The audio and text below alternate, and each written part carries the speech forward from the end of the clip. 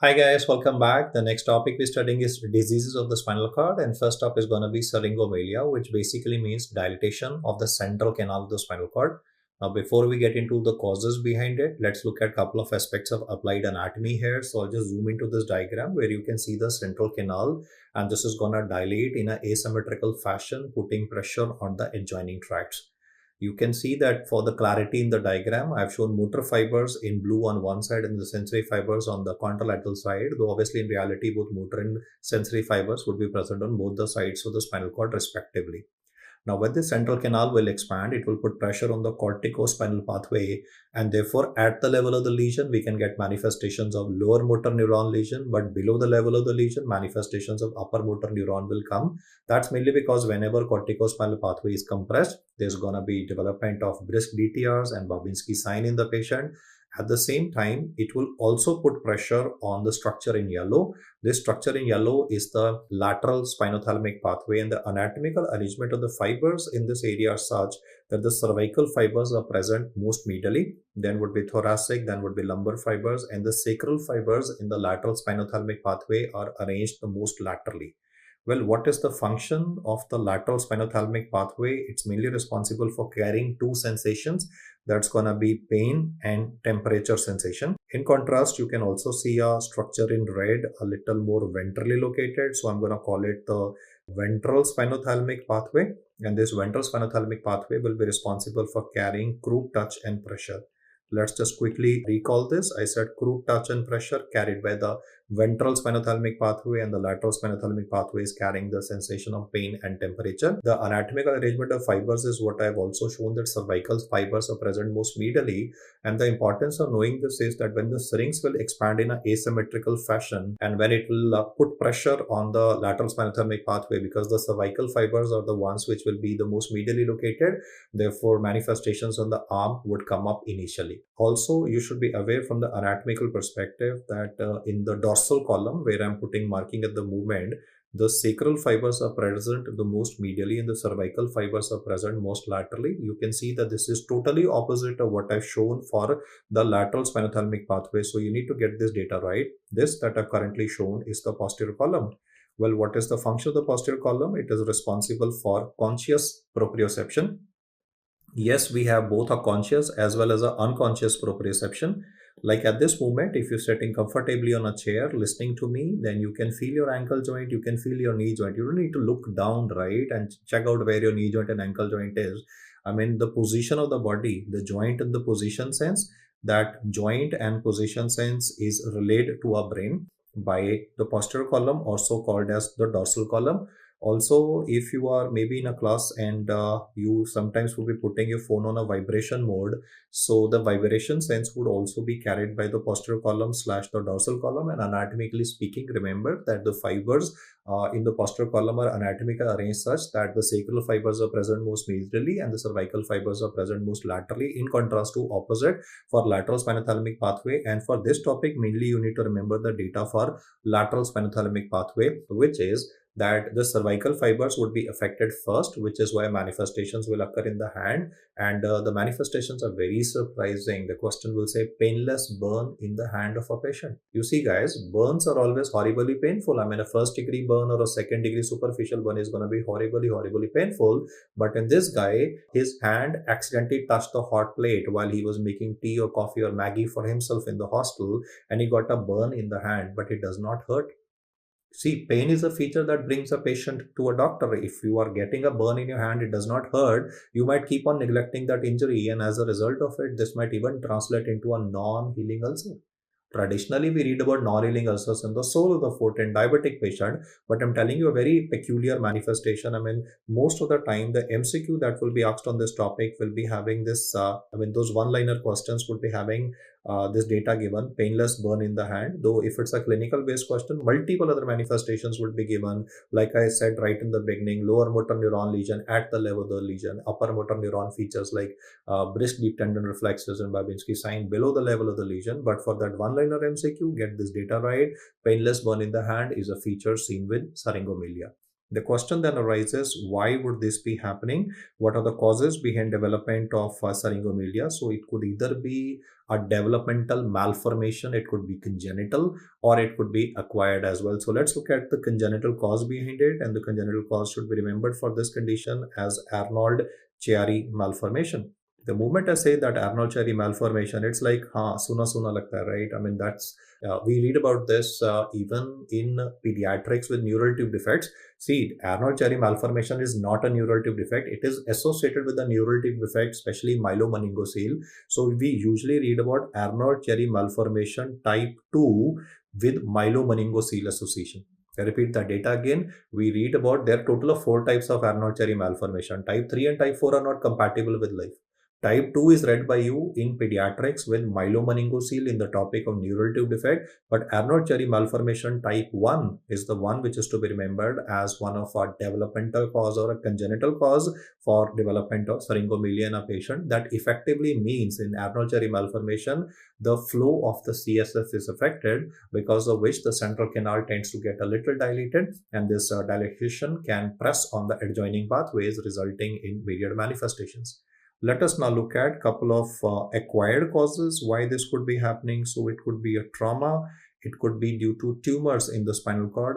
If there's a possibility that the tumor in the spinal cord might outgrow its blood supply and then undergo necrosis. You see, lots of time tumors, if they grow fast, they can outgrow their blood supply. So if there's a necrotic spinal cord tumor, then the local damage, this is occurring as an intramedullary tumor. Necrotic spinal cord tumor, the local necrosis can again contribute to development of manifestations of Syringomyelia, which are very profound in a sense that both motor and the sensory pathways would be affected. Though I just said a very casual statement initially, that's easy to remember, painless burn in the hand, but the disease has pretty profound manifestations. And what I mean by profound is that this developmental malformation is present since birth. But manifestations lots of time occur in adult age group, and this syrinx also, when it expands, it might produce neurological manifestations very fast, then the manifestations will plateau, and then it might degenerate again. So as such, what I can say is that this disease can be present since birth, but shows manifestations in adult age group. I can draw parallels there, like, in ASD, in congenital heart disease, you read that ASD, especially ostium secundum variety, it's present since birth, no? But it shows manifestation as late as 25 years of age. Lots of time, ASD is a congenital heart disease, ostium secundum. Ostium primum is obviously Down syndrome, that will show manifestations early, but ostium secundum variety is present since birth. But manifestations occur in maybe first decade or second decade of life. Maybe a girl, when she got married and she became pregnant, that's when it was detected that she was having a ASD. So in a similar sense, I'm saying that the developmental malformation was present since birth, but then the manifestations have occurred fairly late. Then apart from necrotic spinal cord tumor and trauma, other causes that could be responsible for this could be chronic arachnoiditis. This chronic arachnoiditis can be attributed to tubercular meningitis. So TBM always makes an entry somehow, somewhere, and this is another example of the same. And even this can be a complication of myelitis as well. I'm talking about transverse myelitis.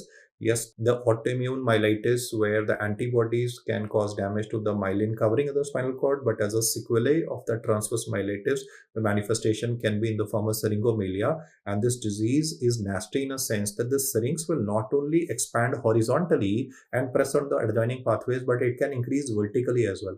And that vertical enlargement can contribute to then syringobulbia, where the base of the brain will get involved, and because of the base of the brain getting involved, cranial palsies will occur. So person, if 9th nerve, 10th nerve, 12th nerve will get affected, he will not be able to talk, dysarthria, he will not be able to swallow, he will not be able to drink. So patients of Syringomyelia, they could be presenting fairly late in adult age group, though the problem, the congenital one, was present since birth. But then, as I said, it can plateau off, and then the manifestations can again increase because the syrinx is increasing vertically. So after that plateau where hardly any manifestations was present, the person will again deteriorate because there can be a development of cranial palsy in the form of bulbar palsy in these patients as well. Coming to the clinical manifestations, he's going to describe a young adult. You see, when this patient was a child, maybe his mom was doing all the cooking, so manifestations were there but were never appreciated. But now this guy has joined college village and he's doing cooking for himself, his hand touched the hot plate, and that's where the painless burn in the hand will develop. But because that's a very classical terminology, so a lot of MCQs that you'll do in this topic may not use that classical term, but might be using the word regional dissociated sensory loss. Now, meaning of the word regional dissociated sensory loss is, regional is understandable. That's going to be asymmetrical expansion of the syringe. So maybe one-sided lateral spinothalamic pathway is getting affected, and therefore two sensations would be lost on that particular side in the hand of this patient, that is pain and temperature. But at the same time, there is going to be sparing or preservation of a couple of sensations as well. Like the ventral spinothalamic pathway is usually not involved and the dorsal column is usually not involved. As a result of it, he can talk about sparing. So the sparing would be of crude touch, the sparing would be of proprioception, the sparing would be with respect to vibration sense, because vibration is carried by the dorsal column per se. So therefore, he can talk about what is getting involved and what is not getting involved. In fact, the manifestations that will develop in this patient will be with respect to the cervical fibers mainly, which is why even in this diagram, you can see the distribution of sensory loss. This sensory loss is occurring over the shoulders of the patient, over the arms of the patient, and progressing distally towards the hand as well. So this description that I have shown, or this diagram that I have currently shown before you, is referred to as a cape distribution of sensory loss. By cape distribution, I mean like a woman in winter season or women in winter season would be wearing that shawl, no? That shawl is put over the shoulders and would cover the arms as well. In a similar fashion, or like Superman will put on a cape, or like Spider-Man will put on a cape. So that superheroes are shown to be putting on a cape. So that's the meaning of the word cape there. The cape distribution means the sensory deficit is over the shoulders of the patient, spreading onto the arms, forearms, and mainly to the hands. And it's mainly in the fingers that once the finger touches the hot plate, that's when the manifestations will be appreciated by this individual. Now, because I said it's an asymmetrical involvement, so there is going to be a unilateral sensory loss in these patients, and on the same side in the hand, there is also going to be a muscle atrophy. Therefore, he can talk about areflexic. I mean, in one hand, the other complaints of this person will be that the strength in one hand is lesser as compared to the strength in the other hand, because wasting is occurring, because lower motor neuron lesion will occur at the level of the lesion. That's going to cause muscle wasting in this individual. So fasciculations are like a dead giveaway. So that tells you that it's a lower motor neuron lesion. So that's why the MCQ can mention the word areflexic weakness in hand, and it's like the hand grip in one hand would be lesser as compared to the contralateral hand. So areflexic weakness in the hands would be seen. Apart from this, we might even be noticing weakness in the shoulder muscles, weakness in the neck muscles of this patient. So I'll just write that also. I mean, the weakness is not only with respect to the intrinsic muscles of the hand, even the biceps, triceps, I mean, depending upon C5, C6, so biceps, C5, C6, C7, so biceps, triceps are bound to get involved. So weakness of the arm muscles, weakness of the lower neck muscles will be seen. And the bad news about this condition is that in future, when there is development of syringomyelia, even the crine nerves coming out of the base of the brain will also get involved in these patients. At the moment, the ability to shrug shoulders, like on one side, ability to shrug shoulder can also be affected. Then, as I said, arms would be involved, and even the hands of this person will get involved subsequently. Now let's look at what's going to happen below the level of the lesion.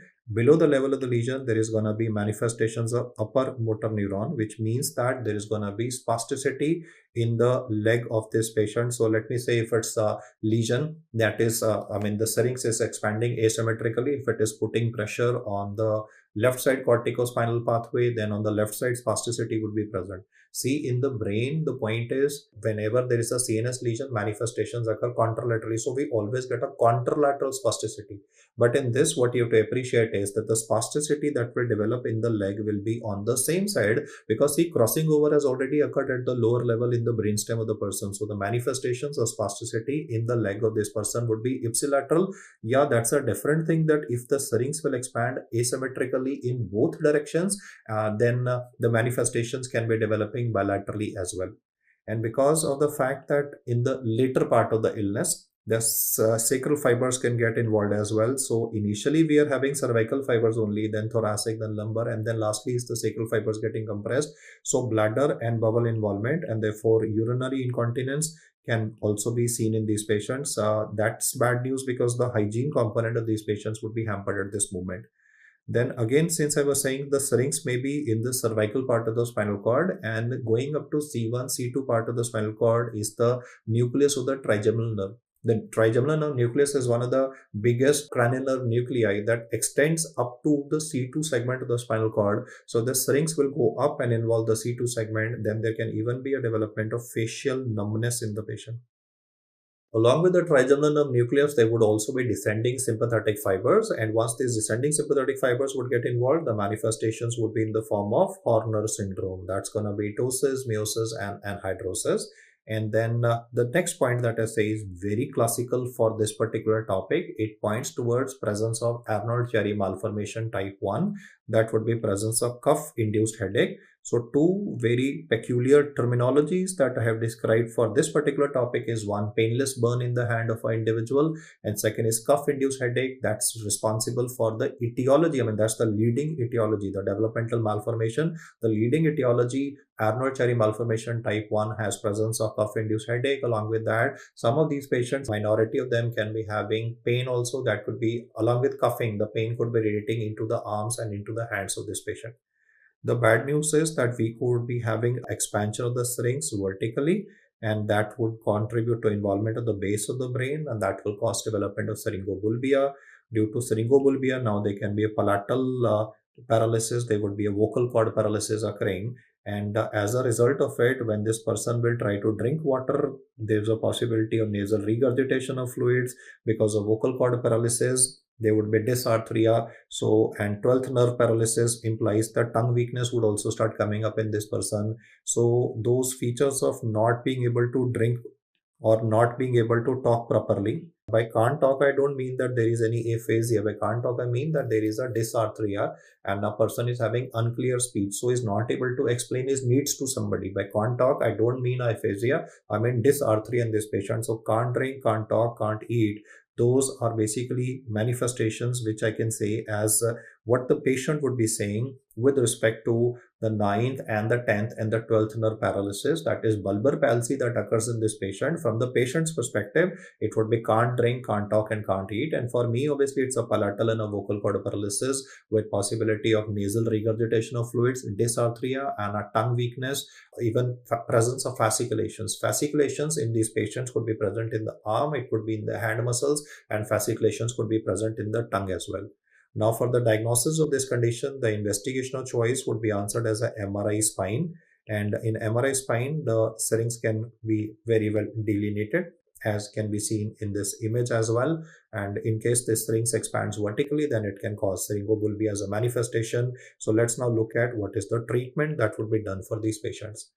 If person is having Arnold-Chiari malformation, and this AC malformation type 1 is present, so it would usually be associated with presence of a hydrocephalus. Because of the fact that AC malformation type 1 is associated with development of a hydrocephalus, so the priority would be to go in for ventriculoperitoneal shunting, because first we will try to relieve the hydrocephalus component of the patient, and subsequently, once this procedure has been done, later on the surgery that would be planned for this person is either a suboccipital craniectomy, or instead of a suboccipital craniectomy, another surgery that can be planned in these patients is a cervical laminectomy with placement of a dural graft. So I said two things at this moment. One, I said that we would like to relieve the hydrocephalus component first, and then along with that suboccipital craniectomy would be done. So surgical management is the only way forward for management of this very peculiar first manifestation or the first disease of the spinal cord that I've described, that is syringomyelia. And the two standard features which must be picked up in any MCQ are painless burn in the hand if given, or dissociative anesthesia in a cape distribution, and the word cuff-induced headache. Next up is Conus Medullaris syndrome and Cordac Viner syndrome, and then we'll again have a look at some baseline information, which is that the subarachnoid space would be ending at the level of S2, whereas spinal cord would be ending at the level of L1 in adults, and when it comes to children, it's going to be L3. Now, in this line diagram, the area in white is the conus medullaris and the nerve roots which are coming out of this area. The entire white area is having the root innervation of S1 to S5. In contrast, the entire representation in yellow is for nerve fibers which are coming from the lumbar spine, and the root values are going to be L1 to L5. Once we get this data right, let's now look at what's the problem in our patient. My patient is actually having prostate cancer, which has unfortunately metastasized to the Conus medullaris and is causing damage in the area in white, and that means that S1 to S5 as a root value is the one that is getting affected. Let's look at the manifestations now for Conus medullaris syndrome. The main point to be remembered is what's going to be happening to the knee jerk in the patient, what's going to happen to the ankle jerk of this patient.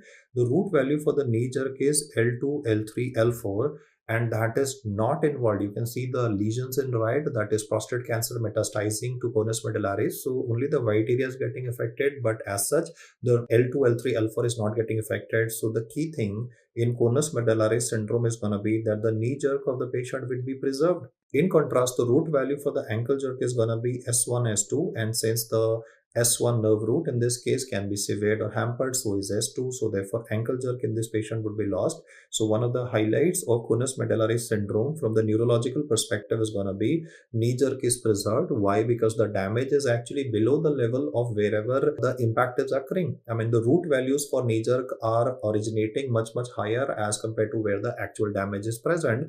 And now we will look at or we will be testing the perineal sensation of the patient.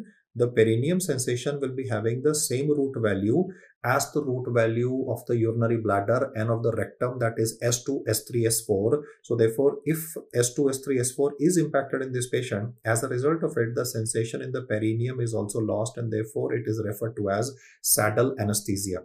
Now, since I said S2, S3, S4, so the bladder will also be affected and the rectum will also be affected. So let's look at, there is obviously going to be urinary incontinence, but let's make it a little more technical from the perspective of what's going to be the impact of the bladder, which again has a root value of S2, S3, S4 and shares that with that of the sensation in the perineum. You see, when about 50 ml of urine is present in bladder of a normal person, then we become aware that, okay, there is, a fullness of the bladder that is appreciated. When this amount increases to 150 ml of urine, this is converted into an urge, which will make a person get up from the chair, go to the washroom and urinate. At that time, the detrusor muscle will contract, the internal urinary sphincter will relax, and the urine will be basically passing out. But this awareness and urge are going to be sensations which are carried by S2, S3, S4, and because this is the one that is smashed by prostate cancer, so therefore neither the awareness will come in the patient, neither the urge will come in the patient. If you don't have awareness, if you don't have urge, the bladder will keep on getting filled with urine, and the max capacity of the bladder is about 500 ml. You see, I think in your casualty, you would have seen a lot of patients of benign prostatic hyperplasia who develop a urinary retention and their bladder is distended up to the umbilicus with a full capacity of 500 ml, and they're literally begging you for pain relief. And the moment you put in a Foley's catheter, instant pain relief is obtained in these patients. In this patient, there's gonna be no pain sensation appreciated. The reason for that, why no pain sensation is appreciated, though the bladder is filled up to 500 ml of urine, is because the nerve route or the nerve supply is hampered. So the bladder will keep on getting filled with urine till it reaches the max capacity of 500 ml, and then this denervated bladder will contract. Even if you cut the nerve supply of a bladder itself is muscle. No muscle can also contract. So even if the nerve supply is damaged, ultimately the bladder will contract, and out of 500 ml, maybe 400 ml, 350 ml, 300 ml, whatever, but a large amount of urine will leak, and therefore the manifestation that I've currently described for this patient would be called as overflow incontinence. We are calling it overflow because see, the bladder became max filled with urine, and then when the max capacity was approached, that's when the whole bladder contracted in one go. This also explains that these patients would always be having a post-voidal residual urine, which explains the need for catheterizing these patients, failing which obviously the risk of cystitis or urinary tract infection in these patients would be increased. And at this moment, the technical word is overflow incontinence, and in some MCQs, to make it sound a little jazzy, he may call it a autonomous bladder. The meaning of the word autonomous is bladder is acting on its own. No, in us, the bladder will be controlled by the brain, but in this patient, it would be an autonomous bladder. That's mainly because the control of the bladder is hampered, because now there is going to be local damage at the area in white, that is Conus medullaris syndrome. Let us now compare this with what happens in an individual in case there is going to be damage to these nerve roots. So the damage that I'm currently showing I'll use a different color for this. This could be asymmetrical, or it could be, the damage could be occurring bilaterally also. But where I put the blue line, I've tried to emphasize that this is going to be cauda equina syndrome in a patient. So now let's look at how cauda equina will be differentiated from conus medullaris on clinical grounds. See, cauda equina will mainly present with root pain. It will present with radicular pain because these nerve roots are getting affected, and the manifestations of cauda equina syndrome can be asymmetrical as well. But let's look at the fundamental differences, and we'll once again be testing the knee jerk of the patient, ankle jerk, perineal sensation, and the status of the bladder. And in these patients, as you can see where I put the blue line, if L1 to L5 is also affected and S1 to S5 is also affected, so knee jerk of the patient will also be lost and ankle jerk of the patient will also be lost. In majority of MCQs that are asked on this topic, most of the time they would like to ask you this comparison that I'm saying at the moment, that in conus medullaris syndrome, which reflex is preserved, the knee jerk, whereas in cauda equina syndrome, both the knee jerk as well as the ankle jerk in the patient would be lost.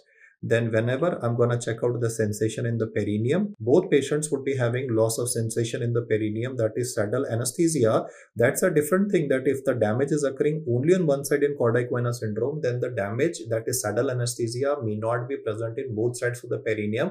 Perineum is a very small area, but yep, if we do a proper testing, we might be able to demonstrate that only one side of the perineum is where the damage is, or the deficit is present. Similarly, in these patients, bladder and bowel complaints will be identical, because after all the nerve roots are getting involved. So urinary incontinence and bowel involvement will occur, but on a comparison basis, I can say that when it comes to bladder and bowel involvement in cauda equina syndrome, it usually occurs late. The logic why I can say why it occurs late is because, see, the damage is occurring on one side, still, so partial innervation of the bladder is very much present. So we need a bilateral involvement, and bilateral involvement would be relatively less common. So the main message is that saddle anesthesia and the bladder and the bowel involvement is common between the two. The only thing is there is a slight difference in a sense that in conus medullaris the manifestations would be more gross, but that's very subjective, to say saddle anesthesia present on both sides versus on one side, or when I'm saying about bladder and bowel involvement,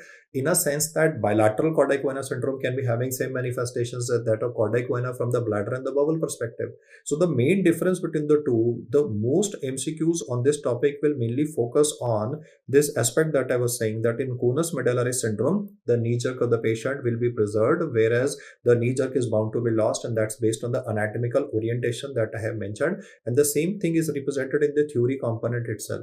You see, when you read about this table in the textbook, he'll say the same thing. You can see the differentiating feature. Again, knee jerks are preserved in conus medullaris and ankle jerks are the ones which are affected, whereas both ankle and knee jerks are affected. As far as radicular pain is concerned, cauda equina is nerve root, so the radicular pain will be the main presentation. So overall, I can say conus medullaris will mainly present with bladder complaints. Patient of conus medullaris will mainly come to your hospital with bladder complaints, and maybe even if he's a younger patient, he may talk about the impotence aspect also. Whereas in cauda equina, the main complaint of the person is going to be sensory complaints. I repeat that again, conus medullaris main presenting complaints are bladder and bowel issues and incompetence in case the person is sexually active. In cauda equina, the main presentation is that of radicular pain, but the main differentiating feature, obviously we have MRI nowadays by which we can differentiate between cauda equina versus conus medullaris, but it's the clinical differentiation between the two that is usually asked. Another aspect that I would now like to focus on, again from the spinal cord pathology, is aspects related to GBS and transverse myelitis. You see, Guillain-Barré syndrome will involve the spinal cord as well as the peripheral nerves. There's a demyelination. GBS is discussed separately, and it's a pure lower motor neuron lesion. But in transverse myelitis, you will notice that the manifestations will be different, that is at the level of the lesion. That is how things happen, right? In spinal cord, at the level of the lesion, features are of lower motor neuron lesion, and below the lesion, you see, this is lower motor, upper motor itself is a misnomer. Lower motor, upper motor is itself a misnomer, because the impression that we get is like, if the lesion is occurring in the spinal cord, then we think it is lower motor neuron lesion. But as you are aware, even Genong says that lower motor neuron, upper motor neuron, they are basically misnomers, especially upper motor neuron. Upper motor neuron does not mean it is only the brain that is involved. Corticospinal pathway, wherever it is involved. Guys, corticospinal pathway, whether it is in the brain, whether it's in the spinal cord, wherever it will be involved, there is gonna be development of spasticity and brisk reflexes. Corticospinal pathway has an inhibitory control over the muscles. If that inhibitory control is gone, you will have spasticity, you will be having brisk reflexes, you would be having extensor plantars developing in a patient. So in transverse myelitis, you will notice that initially the person will be in spinal shock. Spinal shock implies that all features will be of lower motor neuron lesion. But in a person with transverse myelitis, after a few days, this differentiation will be seen. In Guillain-Barré syndrome, it's a standard lower motor neuron lesion, absolutely no issues. But the pathology of transverse myelitis, where there's a section of the spinal cord getting involved, or some part of the spinal cord is having an inflammation, and therefore here this manifestation will be occurring at the level and below the level of the lesion. I usually get queries on this because in GBS, sir, you said only lower motor, then why in transverse myelitis you saying differentiation? See, in transverse myelitis also, the initial presentation of transverse myelitis will be that of spinal shock.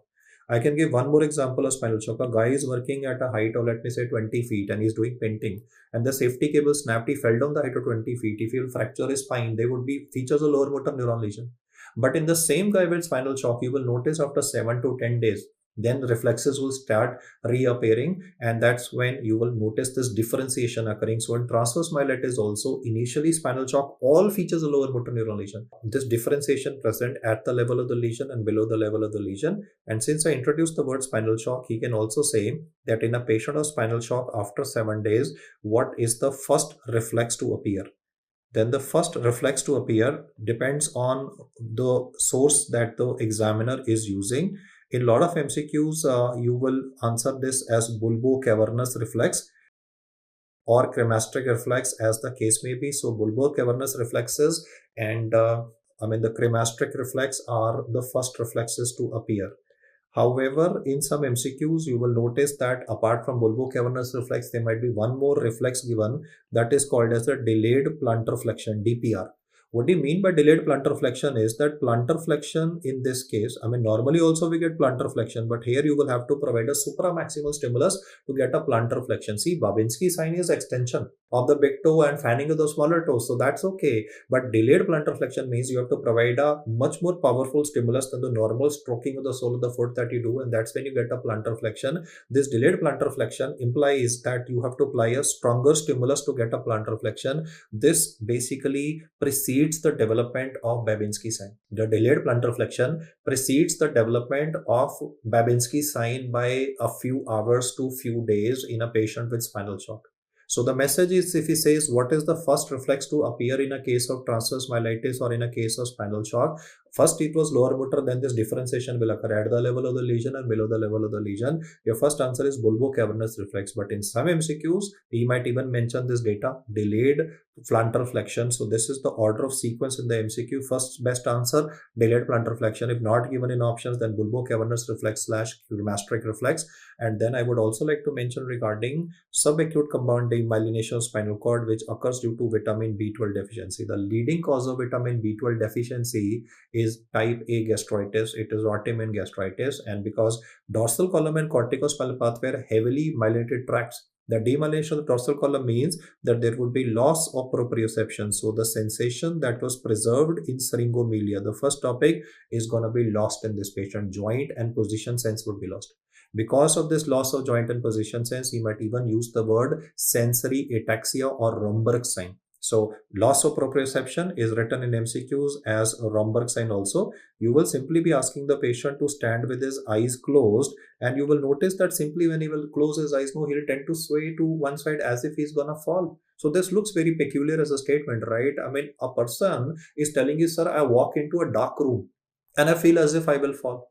And you said, what? Are you serious? You walk into a dark room and you think you will fall? See, you might have walked into a cinema hall. No, lots of time you will walk into cinema hall when movie has started. It's dark everywhere. Still, you're able to find your way across and you don't fall. But here, this guy, the moment the electricity goes off, he says, I feel, sir, I'll fall.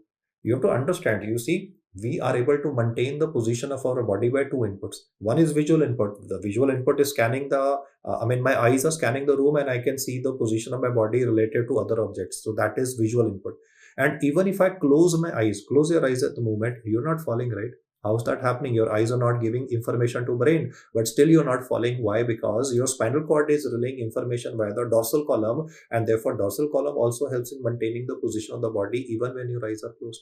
But now imagine a guy with B12 deficiency. Because in him the dorsal column will be demyelinated, so therefore when this person will close his eyes, just like you and me are doing at this moment, close your eyes, this dorsal column of this guy is not working, so the proprioception, conscious proprioception to the brain will not be there, and therefore person will feel as if he's gonna fall. He's gonna open his eyes and say, sir, I felt very weird, you made me stand simply with arms closed together and you asked me to close my eyes and suddenly I felt as if I will fall. So that's loss of proprioception, which is referred to as Romberg sign. Because of the corticospinal tract demyelination, they can be development of Babinski sign developing in this patient. And then because the peripheral nerves would also be involved in this patient, so they can be areflexia. This is again very peculiar because in a single case, there would be combination of lower motor and upper motor neuron features.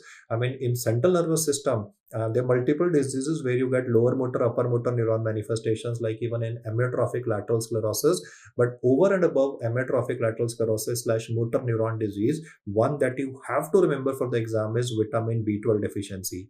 And then because the peripheral nerves are involved, lower motor neuron, and myelin is present in the dorsal column, in the corticospinal pathway, it is present in the peripheral nerves and is also present in the gray matter of the brain, and therefore we'll also have is a development of dementia. And the type of dementia that we see in these patients is reversible dementia. Previously, I've told you reversible dementia with respect to hypothyroidism. I've told you reversible dementia with respect to normal pressure hydrocephalus. This is the third entry that I would like you to remember for reversible dementia. And another hint in the question can be that they can also give you image of the hands of the patient, and it is the dorsum of the hand that will be given. In the dorsum of the hand, you will notice hyperpigmentation at the interphalangeal joints. You will notice hyperpigmentation of these areas. The interphalangeal joint, hyperpigmentation would be given. Traditionally you read about hyperpigmentation back of the neck in acanthosis nigricans, no, but hyperpigmentation of interphalangeal joints is a feature that you again see with vitamin B12 deficiency. And the next one that I say is a very important statement for SSCD, though SSCD will come up in the discussion multiple times even with amyotrophic lateral sclerosis.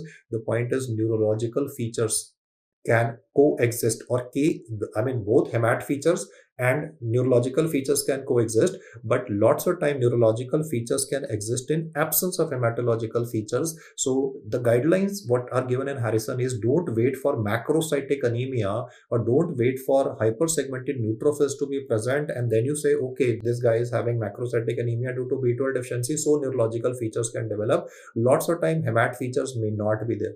They may not be hypersegmented neutrophils, they may not be macrocytic anemia, it may be in the phase of development but may not be present. So it says neurological features can exist in the absence of hemat features. So complete blood counts in these patients will not be diagnostic. We have to do serum vitamin B12 levels. He says CBC cannot replace serum vitamin B12 levels for diagnosis of subacute combined demyelination, where you'll have to give parenteral B12 injections daily initially for about 7 to 10 days. Then it will be given on a weekly basis, then on a monthly basis. And in a lot of cases, especially with autoimmune gastritis, you might have to give these injections on a regular basis, on a lifelong basis as well. The main crux in this slide that I want you to remember is one, MCQ wise, if you get a combination of lower motor, upper motor in a single MCQ, you have to think one in terms of SSCD. At the same time, if it's going to be post a viral illness, then you have to take into consideration possibility of viral transverse myelitis as well. That's where initial manifestations will be a spinal shock, but later on this differentiation would be coming. But in GBS, it's going to be classical ascending symmetrical flaccid paralysis with albuminocytological dissociation, facial diplegia. So GBS, there would never be an issue, but then these two inferior ones I want you to remember. Similarly, from the previous slide, I mainly want you to remember this clinical differentiation of the reflexes aspect, which in every textbook you will read, no, right on the top of that reflexes data is given. Why that is so is primarily because he wants to listen to that differentiation, because otherwise we have MRI for our advantage. And for Syringomyelia, I'll just make you revise once again before we go forwards. Two important statements must be remembered. Painless burn in the hand of the patient, that can be written as dissociated sensory loss in a cave distribution, and cuff-induced headache for the cause for it. Remember, that was Arnold-Chiari malformation type 1. Next up, we're going to talk about comparison between central cord syndrome and anterior cord syndrome. A part of it will become repetitive, so please bear with me for the same. One of the important causes for central cord syndrome is going to be syringomyelia, which is due to asymmetrical expansion of the syrinx causing pressure on the lateral spinothalamic pathway. Other causes can be ranging from trauma, or it could be a tumor as well. I mean, an intramedullary tumor of the spinal cord like astrocytoma. And now, in case the spinal cord is involved in a patient, that is the cervical part of the spinal cord involved, then in those circumstances, patient would be having both arm as well as leg weakness. In case the thoracic spine is involved, then only leg weakness would be present. But if it's the cervical spine gets involved, then both the arm and the leg weakness would be seen. Obviously, that aspect of at the level of the lesion and below the level of the lesion is what I've already explained. So in the legs, there would be a spastic weakness. Now, as you can see, because there is going to be a circumferential expansion of the syrinx, or if there's going to be a tumor that's going to be increasing, it's going to be putting direct pressure on the lateral spinothalamic pathway. And because the medial fibers are mainly cervical and the sacral are mainly lateral, so the main concept is going to be the sacral sparing component versus the cervical component that would get involved. Mainly, it is the lateral spinothalamic pathway that is getting involved, so pain and temperature would be affected, and therefore there would be a dissociative sensory loss described in this question. Dissociative sensory loss would imply mainly pain and temperature would be lost. And what are the sites where this would be lost? If it is the C-spine, then the pain and temperature loss would be occurring over the shoulders, over the lower part of the neck of this individual, and then subsequently involve the arms as well. Then he can ask us what is going to be preserved. So dorsal column is a little more posteriorly located. Similarly is the ventral spinothalamic pathway. So the sensations that would be preserved in this case are going to be like, for example, light touch, or it's going to be vibration sense, which is carried by the posterior column, or it is joint and position sense, which is carried again by the dorsal column, which are not going to be affected. Now let us compare this with anterior cord syndrome. Anterior cord syndrome would be mainly occurring because of the thrombosis of the anterior spinal artery. Anterior spinal artery, as we've discussed in the topic of stroke, is originating from the medial side of the vertebral artery. And once the blood supply of the anterior spinal artery is affected, whichever segments are getting affected, I mean, the clinical manifestations in this case are going to be very extensive. All motor, look at the amount of damage that is occurring in red. So all the motor as well as the sensory as well as the autonomic functions would be lost, corresponding to whichever part of the spinal cord is going to be affected.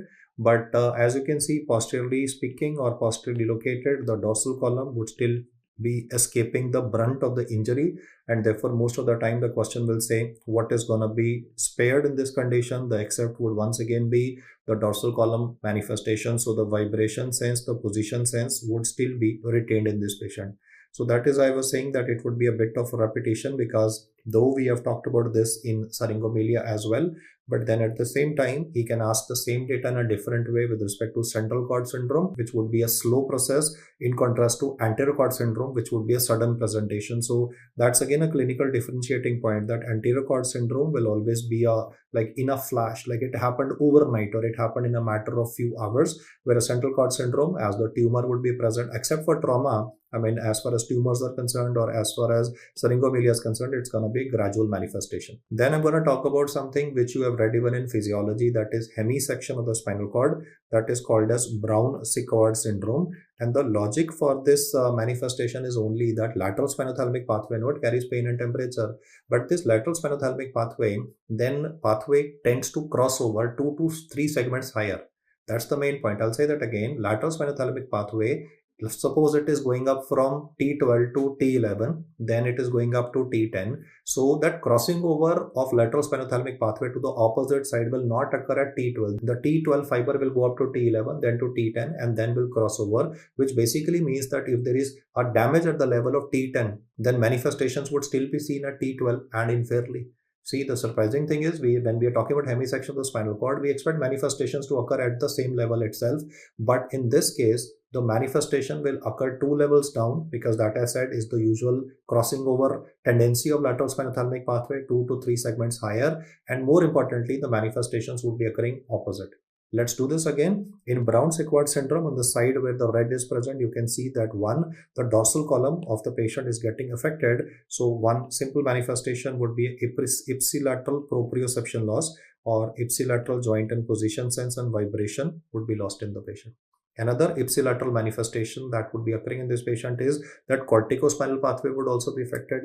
Because of the corticospinal tract involvement in this patient, there would also be a development of a ipsilateral weakness, but this is going to be a spastic weakness because I explained that the corticospinal pathway has an inhibitory control. So that is why there's going to be a spastic weakness occurring in this patient. And apart from this, the ipsilateral manifestation is also that blue color band that I have shown. This blue color band would be at the level of the lesion, and at the level of the lesion there can be development of radicular pain, and whichever muscles are innervated at this area, these muscles will start exhibiting fasciculation. These muscles will start exhibiting subsequently a wasting, and there would be a development of areflexia. Again, that standard data at the level of the spinal cord and below the level of the spinal cord comes into the picture. So at the level of wherever the damage is occurring in the spinal cord, you'll be having is a radicular pain, fasciculations, and areflexia. Now comes the important aspect, what is going to be seen contralateral, and that is where I've done the yellow shading, that there would be loss of two sensations, that is pain and temperature. But this pain and temperature loss would be present not at, let me say, if the damage is at T10, then the manifestations would not be occurring at T10 because the crossing over is like this. So it would be at least 2 segments below. So for Brown-Séquard syndrome, that is more of a repetition of whatever you read in physiology. There are 3 ipsilaterals and 1 contralateral. I repeat the ipsilateral once again. There is ipsilateral loss of proprioception because the dorsal column in this case is gone. The corticospinal tract is also getting involved, which is why the motor pathway getting affected. So spastic weakness at the level of the lesion. There would also be a lower motor neuron manifestation, spastic weaknesses below the level of the lesion, and similarly there is going to be the corticospinal pathway is not only the one that is affected, but even the lateral spinothalamic pathway, which tends to cross over at 2 to 3 segments higher, and that is why the impact will be seen at least 2 segments below. That's the main concept behind, or the main gist of the question with respect to Brown-Séquard syndrome. And now we are going to talk about almost a similar kind of a description, but once again going to incorporate anatomy, where I'm going to talk about spinal cord compression, and he's going to use words like extradural, intradural, or intramedullary. One, I want you to realize the fact that both of these, extradural as well as intradural, would broadly be called as extramedullary because it is coming outside the spinal cord, so it would be called as extramedullary compression of the spinal cord.